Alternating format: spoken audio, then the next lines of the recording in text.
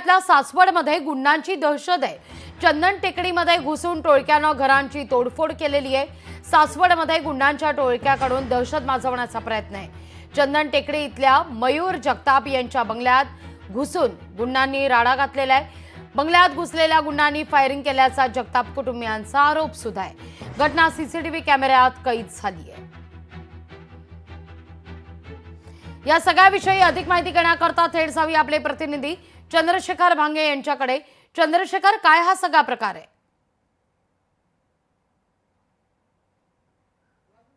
आणि सगळी तोडफोड झाली त्याच ठिकाणी आपण बघू शकतो की मयूर जगताप यांचं हे सगळं घर आहे आणि त्यांच्या घरामध्ये रात्रीच्या सुमारास जे आहे ती 2 वेळेस जी आहे ती तोडफोड झालेली आहे।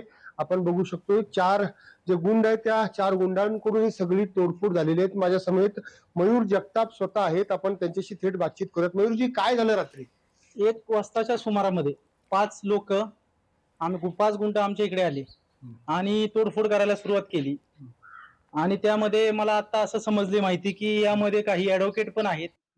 2 वर्षापूर्वी आमच्या भावावर खुनी हल्ला केल्यानंतर ही केस मिटवण्यासाठी ते प्रेशर करण्याचा आतून प्रयत्न करत आहे। तुमच्या पत्नीत काय झालं नेमकं रात्री? रात्री आम्हाला 1 वाजता फायर केलेला आवाज आला आणि त्याच्यानंतर कुत्र्यांचे आवाज वगैरे आले आणि संशयित जे 5 व्यक्ती होते ते येऊन इथे कंटिन्यू बेल वाजवत होते आणि घराच्या बाहेरच्या आवारामध्ये जे वस्तू होते त्याची तोडफोड करत होते।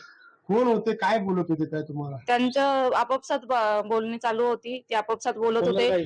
बाहेर येत नाही येत कोणीच आणि कंटिन्यू म्हणजे बेल वाजवत होते आणि त्यांचं घरामध्ये कोण आहे का हे पाहणी वगैरे चालली होती।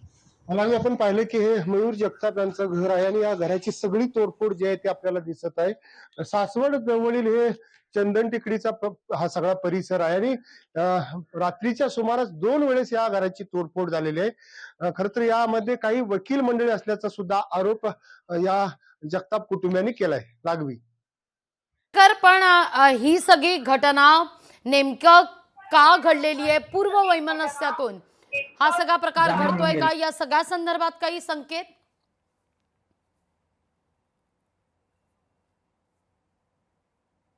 वर्षापूर्वी यांच्या भावावरती खुनी हल्ला झाला होता आणि त्या हल्ल्यातील जे आरोपी आहेत त्यांनीच हा सगळा राडा घातल्याचा आरोप या जगताप कुटुंबियांनी केलेला आहे। खर तर आपण पुन्हा जगतापांशी संपर्क साधूयात।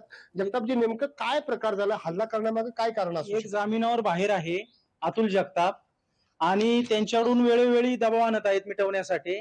ही केस मिटवावी, मागे घ्यावी गुन्हेगारांच्या तर्फे इकडून तिकडून राजकीय वजन वापरून की आम्ही म्हटलं आम्हाला न्याय द्यावा, आमच्या भावावर ज्यांनी हल्ला केला त्याला शासन व्हावं, पण आम्हाला केस मागे घेण्यासाठी कंटिन्यू दबाव आणत आहेत। तर पोलीस स्टेशन पोलीस मला सपोर्ट करत आहेत। आपण पाहिलं की लागू या ठिकाणी तोडफोडीचा हा सगळा प्रकार आपण बघू शकतोय।